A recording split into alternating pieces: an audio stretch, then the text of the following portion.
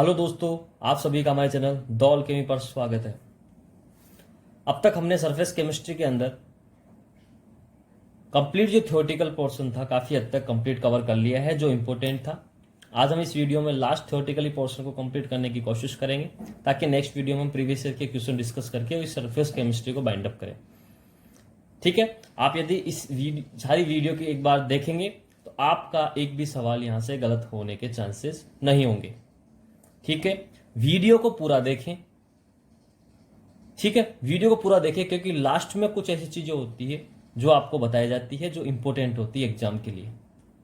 ठीक है, तो लास्ट तक वीडियो में बने रहिएगा। हम स्टार्ट करते हैं आज का इंपॉर्टेंट टॉपिक, वो है आपका बेट इक्वेशन, बेट आइसोथर्म या कह दूं मैं मल्टी लेयर एडजॉर्प्शन आइसोथर्म। ये हमें क्या कहता है जरा समझना इसको। हमने पढ़ा है अब तक कि जो आपका लेंगुमर आइसोथर्म था जो लास्ट वीडियो में हमने डिस्कस किया, वो एडजॉर्प्शन आइसोथर्म के टोटल हमने कितने टाइप्स पढ़े थे? 5। उन टाइप 5 में से केवल एक को ही एक्सप्लेन करता है जो मोनोलेयर को बताता है, बाकी को लेंगुमर आइसोथर्म एक्सप्लेन नहीं करता है।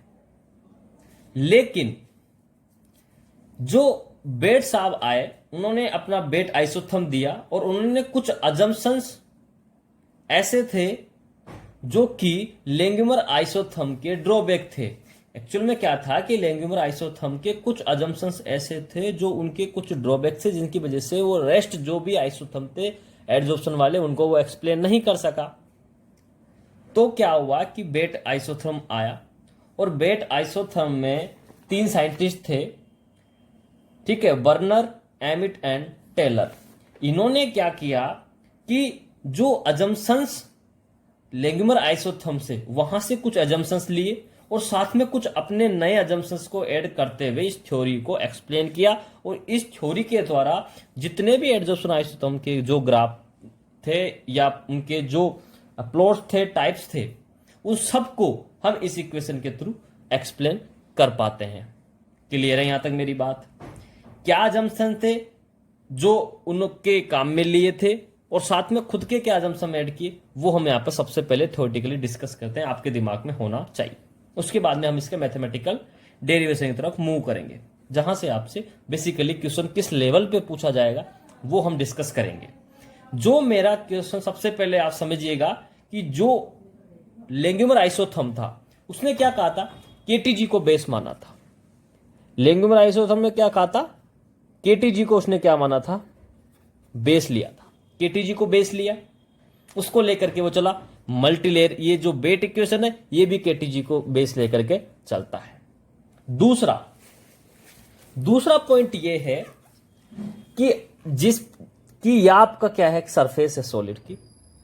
तो इस सॉलिड की सरफेस पर ये जो साइड्स होती हैं ये लेंगुमर के अंदर भी प्रेजेंट थी और इस बेट इक्वेशन में भी वो क्या करता है, इस लेंगुमर के ही चीज को वापस लेता है और कहता है कि जो आपकी सॉलिड सरफेस होती है उसके ऊपर क्या होती है, आइडेंटिकल साइड्स होती है।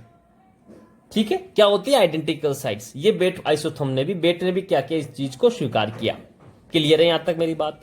नेक्स्ट चीज समझिएगा, थर्ड पॉइंट ये है कि इसने ये कहा कि ये जो आइडेंटिकल साइड्स हैं, इन आइडेंटिकल साइड्स के ऊपर आपका ये जो है गैस के मॉलिक्यूल ये लोकलाइज्ड होते हैं। गैस के मॉलिक्यूल लोकलाइज्ड होते हैं। जो चीज किसने, लेंगुमर ने बोली थी, उसी चीज को बेट आइसोथर्म भी कंसीडर करता है और क्या कहता है कि जो आपका सॉलिड सरफेस पर जो आपकी फिक्स्ड साइट है, जो आइडेंटिकल साइट है या रेजिडुअल साइट्स है, उन पर गैस के मॉलिक्यूल आकर के लोकलाइज्ड हो जाते हैं। हाँ, मैंने कहा आपको फिजिक्स ऑप्शन के अंदर हाई टेम्परेचर पर वो चेंज हो जाता है, लेकिन वो हाई टेम्परेचर वाली कंडीशन है। बेसिकली नॉर्मली क्या होगा, हम जनरली कहेंगे कि भैया जो आपका गैसेस मॉलिक्यूल है वो फिक्स्ड साइट पर आकर के ही एडजॉर्ब होगा, वो अपनी जगह चेंजेस नहीं करेगा। क्लियर आ गई? और जो फोर्थ पॉइंट था इनका वो ये था कि ये जो आपकी सॉलिड सरफेस है, सॉलिड सरफेस है, फिक्स्ड साइट है, उस फिक्स्ड साइट पर ये आपका गैस के मॉलिक्यूल आकर के एब्जॉर्ब हो गए तो इन्होंने भी वही चीज स्वीकार करी कि इसके दौरान ये जो आपके जो गैसियस मॉलिक्यूल है इनका आपस में कोई इंटरेक्शन नहीं होता है। गैसियस मॉलिक्यूल का इंटरेक्शन केवल सॉलिड सरफेस के साथ ही होता है, एक दूसरे के साथ नहीं होता है, क्योंकि केटीजी को ये भी फॉलो कर रहा है, केटीजी को वो भी फॉलो करती है, और केटीजी कहती है कि आइडियल गैस को काम में लेती है और कहती है कि गैस के मॉलिक्यूल आपस में कोई इंटरेक्शन नहीं करते, उनका इंटरेक्शन किसके साथ होता है, केवल और केवल सॉलिड की सरफेस के साथ। लेकिन ये बात सत्य नहीं है, करेक्ट नहीं है, ट्रू नहीं है। क्यों? क्योंकि जब यदि कोई गैस के मॉलिक्यूल पास पास होंगे तो ऐसा तो हो ही नहीं सकता कि उनके बीच में इंटरेक्शन ना हो। क्लियर है यहां तक? तो इन 4-5 चीजों को तो बेट जो आइसोथर्म थे, बेट के जो साइंटिस्ट थे, इन्होंने क्या किया कि वहां से लेंग्यूमर से ये सब चीजें उठाई और इन्हीं को काम में लेते हुए इन्होंने क्या कहा, समझिएगा, एडजॉर्प्शन कैसे होता है। तो उन्होंने ऐसा कोई जरूरी नहीं है कि पहले मोनोलेयर बने, मैं बात कर रहा हूं, बेट ने अपने कुछ मॉडिफाई कैसे किए। इसने कहा कि एडजॉर्प्शन कैसे होता है, तो उन्होंने कहा कि इसके लिए कोई जरूरी नहीं है कि पहले मोनोलेयर ही बने उसके बाद ही मल्टीलेयर का फॉर्मेशन हो। मोनोलेयर से पहले भी मल्टीलेयर का फॉर्मेशन हो सकता है। यह बेट की थ्योरी का क्या था, बेस था। बेट की थ्योरी का क्या था, बेस था। कहने का मतलब क्या है उसको समझिएगा, कहने का मतलब क्या है उसको समझना। इन्होंने कहा कि मान लीजिए ये आपका सॉलिड सरफेस है, इस सॉलिड सरफेस पर इसने ये कहा कि एडजॉर्प्शन जब होगा तो ये जरूरी नहीं है कि पहले मोनोलेयर ही कंप्लीट होगी उसके बाद आपकी मल्टीलेयर का फॉर्मेशन होगा। मोनोलेयर से पहले भी आपका मल्टीलेयर का फॉर्मेशन हो सकता है। किस प्रकार, देखो मान लीजिए आपके इस प्रकार से ये, तो इस पर ये मल्टीलेयर का फॉर्मेशन मान लो शुरू हो गया। समझ में आ रही है मेरी बात? तो किस प्रकार से ये हो रहा है, समझ में आ रही है बात? मोनोलेयर का फॉर्मेशन नहीं हुआ, ध्यान से समझना, मोनोलेयर का फॉर्मेशन नहीं हुआ, देखिए, लेकिन उससे पहले मल्टीलेयर का फॉर्मेशन शुरू हो गया। तो ये इसका बेस था, किसका? बेट आइसोथर्म का। किसका बेस था? बेट आइसोथर्म का। क्या था एक बार मैं आपको और समझ देता हूं। The various types of experimental adsorption isotherm could not be explained bye monomolecular adsorption theory और लेंग्यूमर, लेकिन multilayer absorption of gases and vapor, this theory is known as Bate theory, and this equation is called as Bate equation, and explain satisfactory all the 5 types of adsorption isotherm. Clear है? In the Bate theory, it is assumed that solid surface possesses a uniform localized site and that adsorption at one site does not affect adsorption at neighboring system. मतलब neighbouring जो sites है उसको effect नहीं करती है, एक दूसरे के साथ में इंटरेक्शन नहीं करती है। As well assumed in the Langmuir adsorption theory, जो कहां से इसने एज्यूम किया था? लेंग्यूमर एडजॉर्प्शन थ्योरी से। क्लियर है यहां तक मेरी बात? अब समझिएगा इंपॉर्टेंट पॉइंट। अब इंपॉर्टेंट पॉइंट है, उसको समझने की कोशिश कर। इन्होंने एक चीज और कही, इन्होंने क्या कहा उसको समझना। इन्होंने कहा कि जो आपकी क्रमागत लेयर बनती है या आपकी जो यूनिफॉर्म लेयर बनती है, यूनिफॉर्म लेयर का मतलब ये आपका एडजॉर्प्शन है, तो यहां पर ये आपके यूनिफॉर्म लेयर का फॉर्मेशन हो रहा है। तो इन्होंने कहा कि जब आपका यूनिफॉर्म लेयर फॉर्मेशन होता है तो इसके लिए जो आपका हीट ऑफ एडजॉर्प्शन है वो क्या कहलाएगा? इसके लिए हीट ऑफ एडजॉर्प्शन आपका कहलाएगा E1। क्या कहलाएगा? हीट ऑफ एडजॉर्प्शन E1 कहलाता है। लेकिन जब इसके ऊपर एडजॉर्प्शन होता है या मल्टीलेयर का फॉर्मेशन होता है तो मल्टीलेयर का फॉर्मेशन किस प्रकार होगा? ये देखिएगा, ये मल्टीलेयर का फॉर्मेशन हो रहा है। तो इसने ये कहा कि जब मल्टीलेयर का फॉर्मेशन हो रहा है तो उसमें ये जो एक साथ आपकी मल्टीलेयर फॉर्मेशन है इसको ओवरऑल हीट क्या कहा इनके लिए? EL। क्या कहा? EL। स्टार्टिंग वाली को अलग से डिनोट किया, हीट ऑफ एडजॉर्प्शन को E1 से इंडिकेट किया, और जिसके बाद में जितनी भी लेयर्स का फॉर्मेशन हो रहा है जो मल्टी लेयर को, ओवरऑल उनको एक माना कि इन सब की हीट क्या होती है, एक जैसी होती है, जिसको EL से इंडिकेट किया। एल यहां पर लिक्विफिकेशन की तरह होता है क्योंकि एडजॉर्प्शन हो रहा है, और जब गैस का सॉलिड सरफेस पे एडजॉर्प्शन होगा, लस्ट पाइप लिक्विफिकेशन कह सकते हैं उसको। तो इसलिए इसने कहा कि इसके अलावा जितने भी लेयर बनती है वो सब EL कहलाती है, liquefaction, heat of liquefaction. Clear है मेरी बात यहां पर?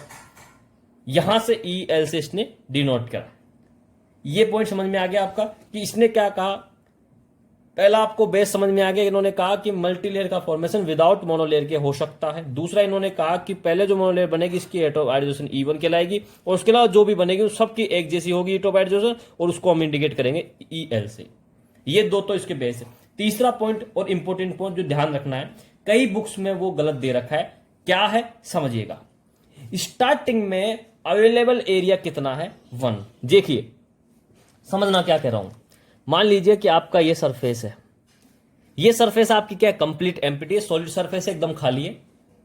तो यहां पर उस वक्त आपका जो सरफेस एरिया है वो कितना है? 1, क्योंकि अपन ने 1 ही माना है, पूरा खाली है तो 1 है। तो टोटल सरफेस अवेलेबल एरिया कितना हो गया? 1। लेकिन आपको ध्यान के देना है, जैसे ही यहां पर अब लेयर का फॉर्मेशन होगा, जैसे यहां पर लेयर का फॉर्मेशन हुआ, ये देखिए ये क्या हो गया, यहां पर लेयर का फॉर्मेशन हुआ। जैसे लेयर का फॉर्मेशन हुआ तो अब जो अपकमिंग जो लेयर का फॉर्मेशन होगा, इसके ऊपर सेकंड लेयर बनेगी, सेकंड के ऊपर थर्ड लेयर बनेगी, जस्ट लाइक ये प्रोसेस चलता रहेगा मल्टी लेयर पर। तो जैसे ही अब यहां पर जो आपकी सेकंड लेयर बनेगी, उसके लिए अवेलेबल जो एरिया होगा वो फर्स्ट लेयर का कवर्ड एरिया होगा। क्या मेरी बात आपको समझ में आ रही है? मैंने क्या कहा, ध्यान से समझिएगा। जो आपका सेकंड लेयर के लिए अवेलेबल एरिया होगा, फर्स्ट के लिए तो ये कंप्लीट सॉलिड सरफेस एरिया जो था वो इसके लिए हो गया, लेकिन अब जब सेकंड जो मॉलिक्यूल्स आएंगे, सेकंड लेयर का जो फॉर्मेशन करेंगे, उसके लिए जो आप सरफेस एरिया होगा वो आपका फर्स्ट लेयर का कवर्ड एरिया होगा। तो अब इसके ऊपर क्या होंगे? आपके सेकंड लेयर का फॉर्मेशन होगा। अब जो थर्ड लेयर बनेगी उसके लिए सेकंड लेयर का कवर एरिया आपका क्या होगा? अवेलेबल एरिया हो जाएगा। क्या मेरी बात आपको समझ में आ रही है कि मैं कहां लेके जा रहा हूं इस पॉइंट को? पॉइंट को समझिएगा मैं क्या कह रहा हूं कि यदि आपको सेकंड लेयर बनानी है, सेकंड लेयर बनानी है, तो उसके लिए ये जो आपका क्या है? कवर्ड एरिया, फर्स्ट का जो कवर्ड एरिया है वो इसके लिए क्या हो जाएगा? Available area. यदि मैं थर्ड की बात करता हूं तो थर्ड के लिए जो आपका सेकंड जो लेयर बनी उसका जो कवर्ड एरिया है वो इसके लिए अवेलेबल एरिया हो जाएगा। इसी प्रकार से मैं चलता रहूं तो कह दूंगा कि nth वाली लेयर के लिए n-1 जो आपका कवर्ड एरिया है वो इसके लिए क्या हो जाएगा? अवेलेबल। मतलब उससे एक कम वाला ही तो अवेलेबल एरिया होगा। बात समझ में आ रही है मेरी? ये इसका पॉइंट था, ये बात इसका पॉइंट था, ये बात आप दिमाग में रखिए। क्या कहा इसने?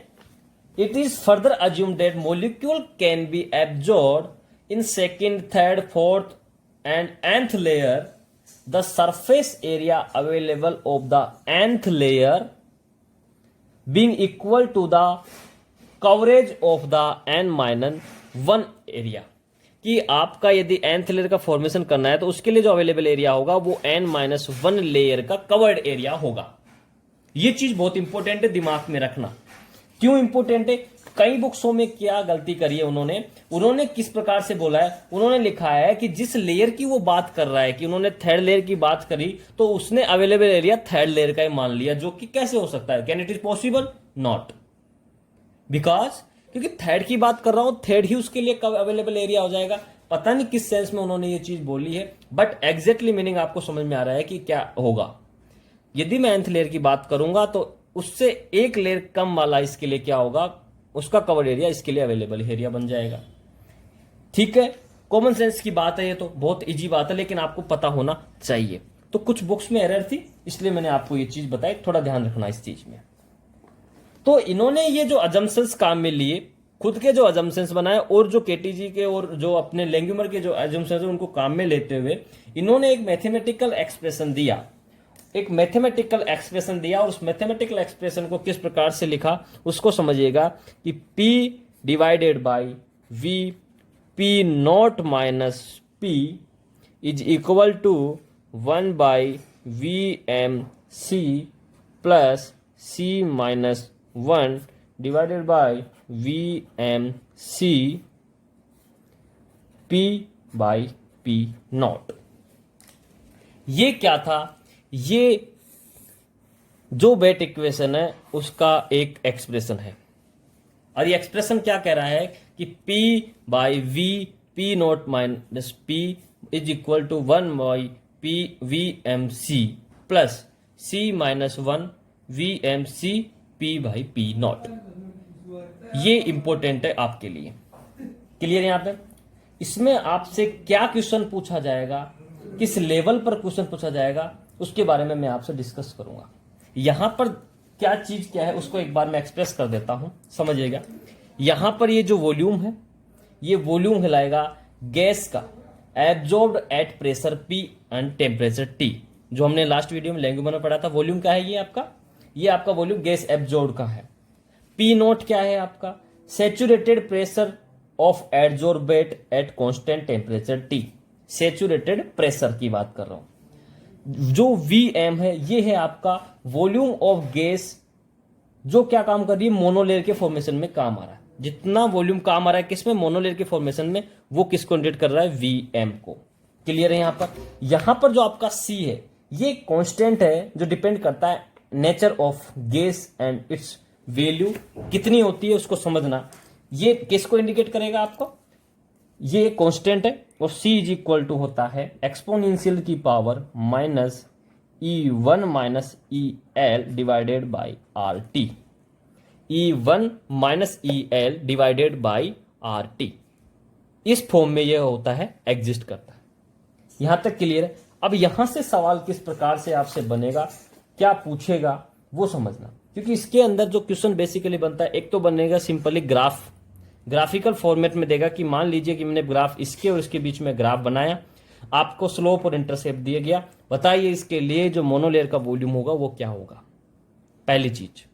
दूसरा आपसे जो क्वेश्चन बनेगा वो ये होगा कि आपको ये फॉर्मूला दे करके पूछेगा कि जो मोनोलेयर का फॉर्मेशन जो लेंग्यूमर आइसोथर्म से हम कर रहे थे, वो बेट इक्वेशन की जो इक्वेशन है इसमें क्या कंडीशन अप्लाई की जाए कि मोनोलेयर की जो कंडीशन है वो फुलफिल हो जाए, वो इक्वेशन मोनोलेयर को फॉलो करे। उसके लिए क्या इसके अंदर हम डालें, क्या इसके अंदर हम जो बेसिक जो हमारी चीजें हैं वो अप्लाई करें, जिससे हमको क्या हो जाए, मोनोलेयर की एक्सप्लेनेशन मिल जाए। तो वो आपसे कुछ जो कंडीशन होगी उसके बारे में पूछ सकता है। अब देखना ग्राफिकल कैसे पूछेगा कि हम ग्राफ प्लॉट करेंगे किसके बीच में, इसके और इसके बीच में। देखिए प्लॉट की बात कर रहा हूं तो प्लॉट किसके बीच में? P divided by V P nought minus P, और इसके बीच में ग्राफ कर रहा हूं किसके बीच में? P divided by P not. तो जो ग्राफ आता है वो आपका आएगा स्ट्रेट लाइन यहां से, और ये चीज आपकी इंटरसेप्ट कहलाएगी, जिसको मैं कहूंगा 1 बाई VMC, और ये आपका कहलाएगा स्लोप, जिसका वैल्यू होगा C minus 1 divided by VMC। Clear है? यहां तक मेरी बात क्लियर है? तो यहां से क्वेश्चन आपका क्या होगा कि ग्राफ पूछेगा कि P by V P nought minus P versus P by P not के बीच यदि ग्राफ प्लॉट किया तो इंटरसेप्ट आपका ये है, स्लोप आपका ये है। तो ये दोनों चीजें हैं आपकी, ये दोनों चीजें दी गई है आपको, और पूछे कि आपका मोनोलेयर का वॉल्यूम क्या होगा, तो आपको किस प्रकार से निकालना है वो आपको पता होना चाहिए। तो आपको फॉर्मूला यदि याद है तो आप इजीली निकालेंगे। कैसे निकालेंगे समझिएगा, मैं आपको करके बताता हूं। तो it can be determined by the value of this. तो किस प्रकार से वॉल्यूम ऑफ मोनो में निकालेंगे वो समझना, किससे? स्लोप और इंटरसेप्ट से। ये आपका क्या है? ये आपका इंटरसेप्ट है, ये आपका स्लोप है। तो स्लोप और इंटरसेप्ट से कैसे निकालेंगे कि हम कहेंगे कि slope plus intercept is equal to 1 upon VM, volume of monomer. ये यदि हम करते हैं तो हमको क्या मिलेगा, वॉल्यूम ऑफ इंटरसेप्ट। मतलब कहने का ये हो गया कि इसको मैं कह सकता हूं कि V M is equal to 1 upon slope plus intercept. ये करने पर मुझे क्या मिल जाएगा, मोनोमर का वॉल्यूम मिल जाएगा। क्यों? क्योंकि जब आप स्लोप प्लस इंटरसेप्ट करेंगे तो इनको करने पर आपको ओवरऑल निकल के क्या आता है, 1 अपॉन वी एम।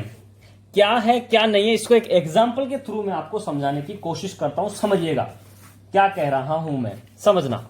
क्वेश्चन क्या है, in the adsorption of N2 at 90.1 K adsorb on silica gel, when we plot a graph P divided by V P naught minus P versus P by P naught, the observed slope and intercepts are 0.0173 centimeter inverse cube and 0.00015 centimeter inverse cube respectively.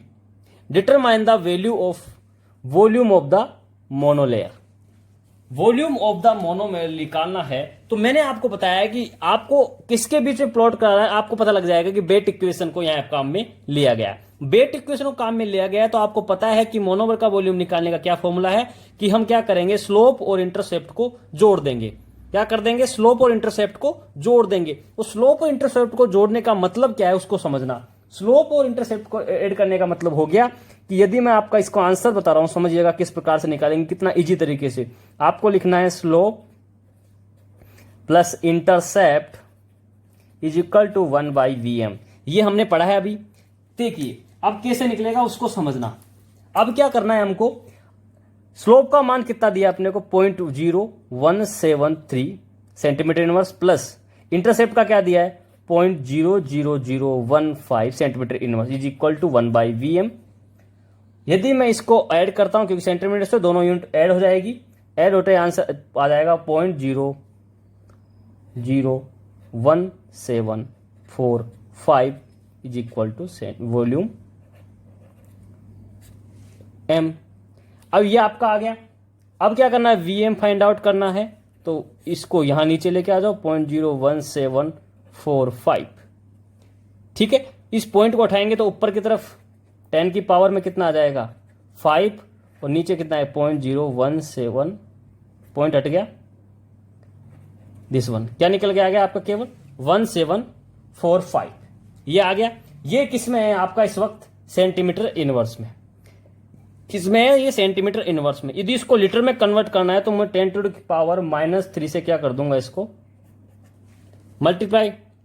Centimetre inverse में था, litre, centimetre का मतलब हो गया millilitre में था, millilitre में था तो लीटर में करने के लिए 10 टू द पावर -3 से मल्टीप्लाई करूंगा। 10 टू द पावर -3 से मल्टीप्लाई करने का मतलब हो गया V M is equal to, ये कितना हो जाएगा, 10 की पावर 2 हो जाएगा, नीचे कितना आ जाएगा, 1745।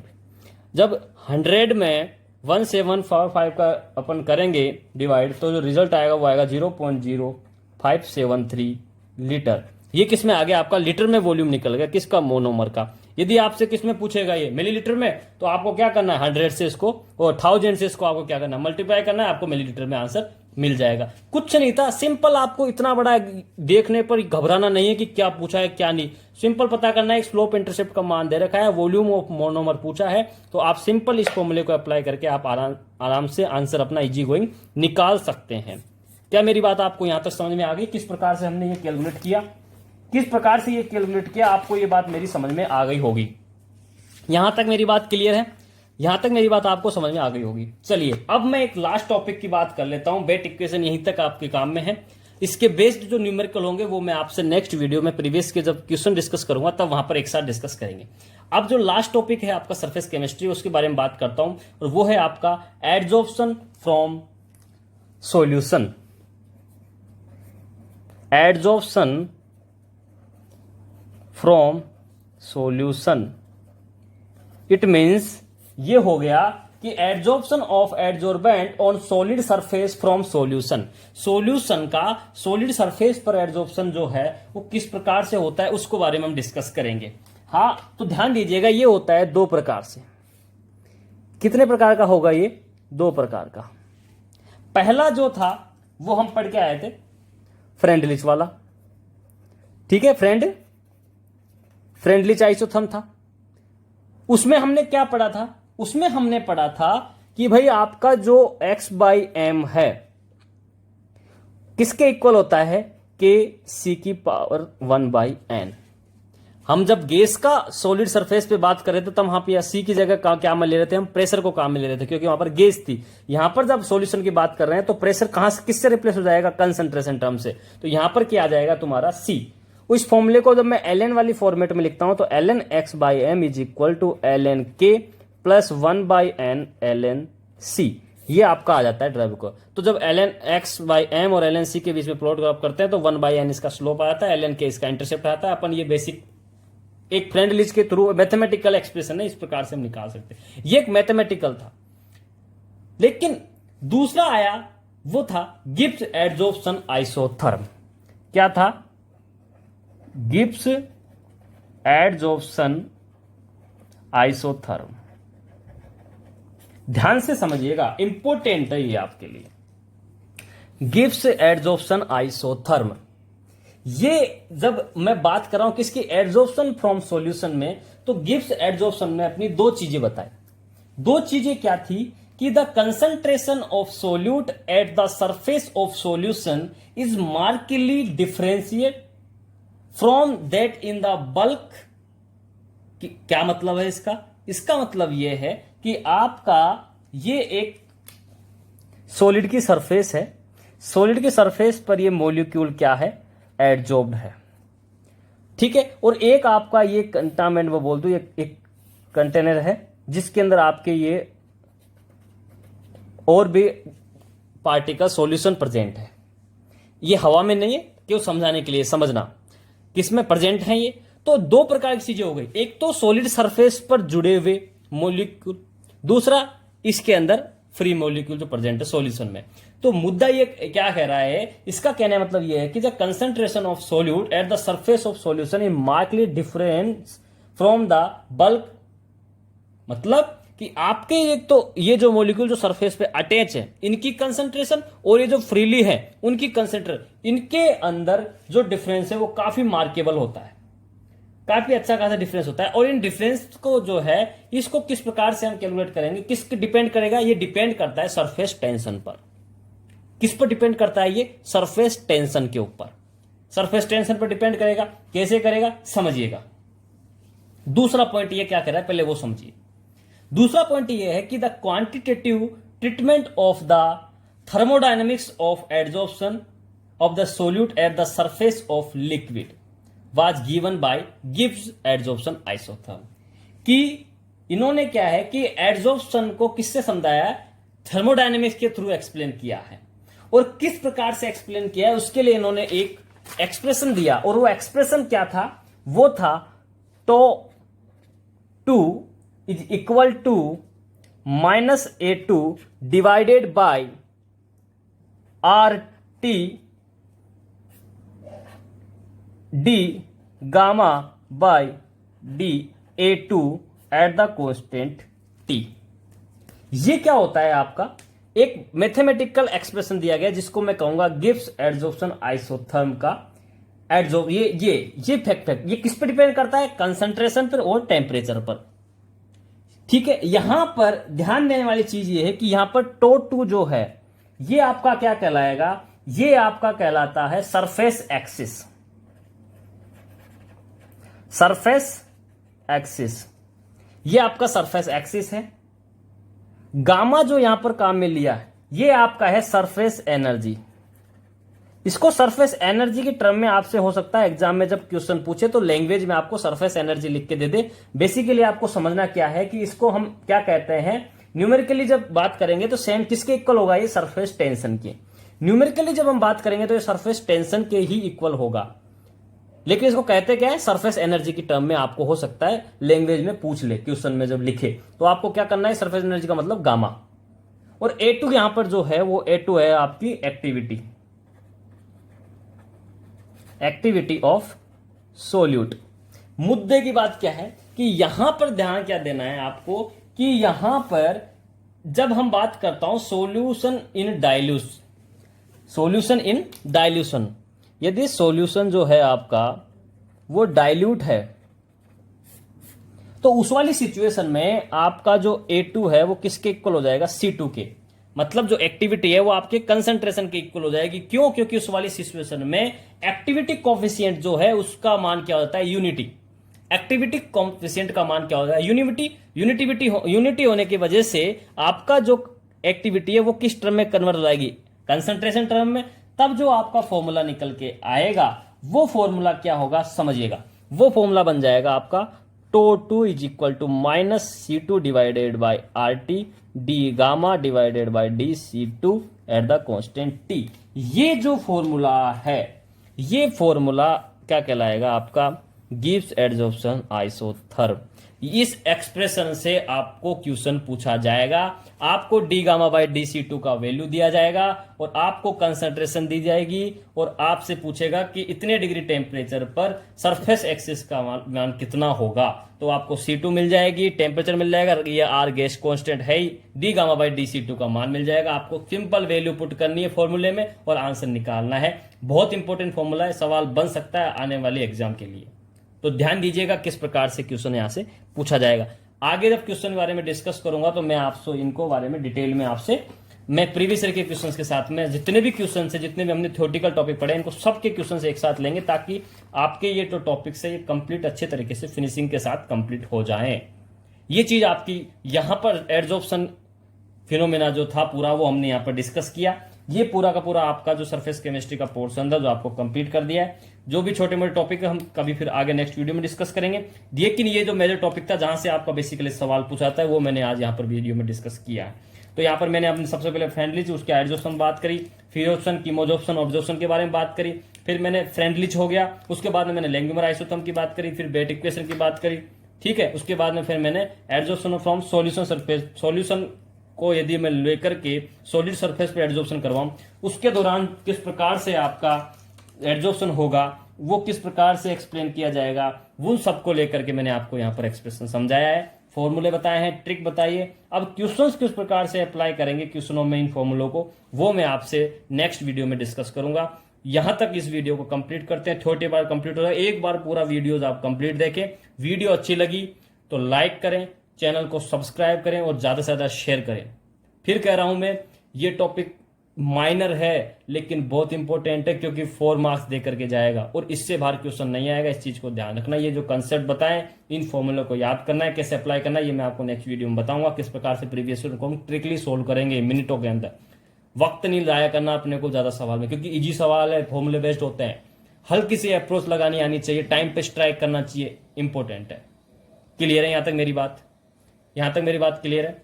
ठीक है, तो फिर नेक्स्ट वीडियो में मिलते हैं हम प्रीवियस ईयर क्वेश्चंस के साथ, ताकि ये टॉपिक कंप्लीट हो जाए और फिर हम डिस्कस करेंगे अपना वापस क्वांटम केमिस्ट्री जो अपना कंटिन्यू चल रहा था। Okay, all the very best, good luck.